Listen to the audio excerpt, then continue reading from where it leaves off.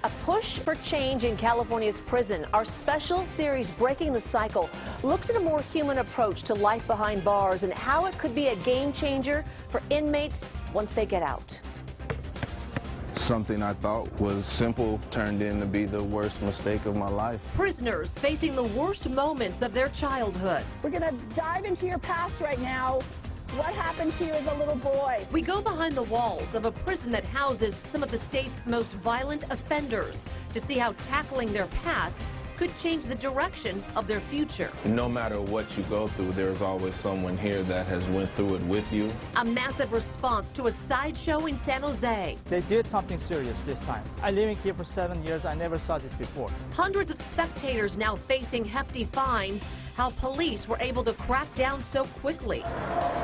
Plus, a truck gets stuck in a busy Bay Area tunnel. The cleanup after it ripped out a slice of the ceiling.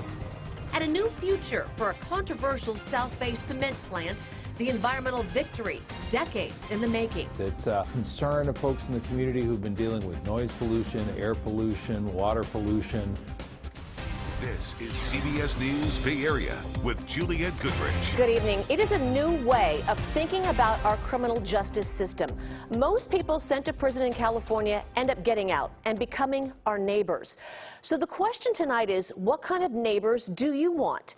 In part one of his series, Breaking the Cycle, Itay Hod told us about a Norwegian program being tested right here in our state. It is all about making life inside prison more like life on the outside. The idea that treating inmates with dignity will make them better citizens and less likely to reoffend. Now, Itay got unprecedented access to a level 4 maximum security prison in Salinas Valley. He's here with us now for part two of his series. And Itay, I must say, we are talking about hardened criminals locked up for a long time, and then we're talking about this humanized approach. So explain that. Yeah, exactly right. For years, prisons were focused on punishment rather than rehabilitation. But now a new approach, one that explores the reasons inmates end up behind bars in the first place. Been here going on 15 years now. I wouldn't recommend any crime that would lead you in a situation like this. It sobers you. It humbles you.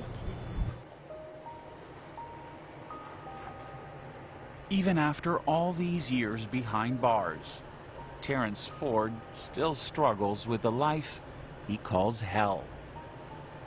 It's meant to punish you psychologically, and it does it. Other than the prison yard, this is pretty much his entire world. A 6x10 cell where days seem to blend together, and the only connection to the outside is a tiny window that's sealed shut. Not being able to just go outside or hear a bird or see trees blowing in the wind, you know, that gets to you. Even before arriving at Salinas Valley, a level 4 maximum security state prison, his life wasn't much better. I remember I was 3, walking down the street by myself in my Pampers. My mother didn't even have a clue of where I was. Born in Richmond, he grew up surrounded by gangs, drugs, and violence. It was, as he put it, the norm. I've walked by cars and seen dead bodies just sitting in there that's been shot to death. I've walked up streets and seen dead bodies just laying on the street that I guess no one called the police to come get him. By the time he was 18, he was already serving his first stint in prison for burglary. Then, in 2008, he held a driver at gunpoint, taking him with him. That resulted in a kidnapping charge and a sentence of 26 years to life. Something I thought was simple turned in to be the worst mistake of my life. According to the CDC, about 60% of adults suffer from some type of childhood trauma, compared to 97% among prison inmates. Even so, it's a topic that's rarely discussed within prison walls. But that might be changing. Volunteers, are you ready? Fritzie Horstman is the founder of a nonprofit called the Compassion Prison Project. Arms out. For the last 3 years, She's been educating officials and inmates about the long-term effects of childhood trauma. Are you ready to face your past? Studies have shown that early life abuse is linked to a host of psychological disorders, including depression, anxiety, and PTSD. Being told you're not good enough by your family, being beaten up by your parents. This is damaging to not only their well-being, but their ability to perform well in school, their ability to, keep a job, to stay focused. We have more things in common than we have differences. Horseman says she cares about these men, even though they've committed heinous crimes. She cares because she, too, suffered from physical and emotional abuse as a child. I shoplifted, I sold drugs. I did things that really went against my own moral compass. We're going to dive into your past right now. What happened to you as a little boy? Her behavior, she says, was a direct result of her trauma, a message she's trying to pass on to the men at Salinas. All right, guys. Horseman starts by putting prisoners in a circle. Then she reads a set of questions from the CDC's ACE quiz, which stands for Adverse Childhood Experiences. If a parent or other adult in the household often or very often pushed, grabbed, slapped, or threw something at you, step inside the circle. The rougher your childhood, the higher the ACE score. If you often or very often felt that you didn't have enough to eat, had to wear dirty clothes, had no one to protect you, step inside the circle. 4 or more ACEs and you're at high risk for toxic stress. The likelihood of depression increases 460%. Attempted suicide, 1,220%. Step inside the circle. You're also 7 times more likely to go to prison. Trauma separates us from ourselves. No surprise, almost everyone here scores above 4.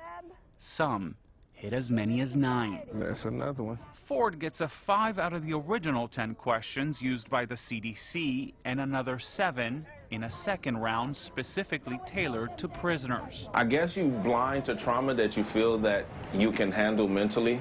So I was definitely living in blindness. We all suffer. Coming to terms with what they've done and why, Horseman says, helps them start the process of healing. I can't really think of ever hearing my mom say growing up, "Son, I love you." Reducing childhood trauma will then lower their chances of reoffending. 95% of the people in prison are going to come home someday. And do you want a good neighbor or do you want a good criminal?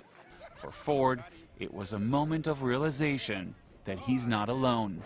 It showed that no matter what you go through, there's always someone here that has went through it with you. Even though his road to recovery is just beginning, he's hopeful, knowing that unshackling the chains of the past is the right step towards freedom. Wow. All right, Itay is here with us now. Thank you for that very inside look and some very vulnerable comments from them all coming forward. I have to play the other side. Some people may be saying, well, look, they've done some terrible things. They're serving hard time. So how do you justify a softened approach? Yeah, and it's not just people watching at home. It's also people who are part of the prison system who have some resistance to this new approach. Right. I asked both the deputy chief warden as well as Fritzy, what do they say to people who ask that question? They said it all comes down to the fact that they will come out at some point. 95% of these people will come out. They will be in your communities. And what do you want? Do you want someone who's paid their dues? Right. Or do you want someone who's going to be a good neighbor, who's going to be able to reintegrate into society? And in your piece, you were talking about this quiz. There were questions that were asked, and we're going to show that on our screen so you at home can also see. I took this test, and obviously very low score. I cannot believe that anyone would have anything over, a 2 or 3 or 4, and that's what these folks do, right? Yeah, it was almost everyone there scored at least 4 and above. I spoke to at least 3 or 4 people who scored a 9 and 8. Very rarely do they score 10, and that's only because one of the questions is extremely vulnerable. The question is, has anyone abused you as a child sexually? And that's something that even in a prison system, it's very hard to admit to. Right. And we should note that this is very different from what we're talking about in other countries, correct? I mean, they're still in small cells. You showed that in your piece, and you were taken aback by that, right? Yeah, I walked into that cell, and, you know, I'm not a big guy. You know, for me, it was very claustrophobic. I asked Ford what he thought of this. How long did it take him to get used to the fact he's 6'3"? He said, I'm still getting used to it. It's really, really claustrophobic. There is literally no space there. You almost have to walk sideways just to walk from one side to the other. Yeah, and I know we're not done with this series, so tell me what's on tap for part 3, and that'll be tomorrow night? Yes, okay. Fascinating look. So basically, up until now, they've been doing these circles, these trauma circles with the prisoners. We followed Fritzy and her organization as they were doing the first ever trauma circle for not the prisoners, but the prisoners' wives. What they're finding out is that those relationships with the outside can determine whether or not someone will reoffend and come back to prison. The stronger those relationships are, the less likely they are to come back. Yeah, making them stronger on the outside as well. And before we go, the prisoner that you profiled, is he serving a life sentence? So he's in for 26 years to life. That means he's up for parole in 2030. He's hoping that that will happen. All right, Itay, thank you very much. We will see you tomorrow night. And you can see this special also online as well. All right, Itay, thank you.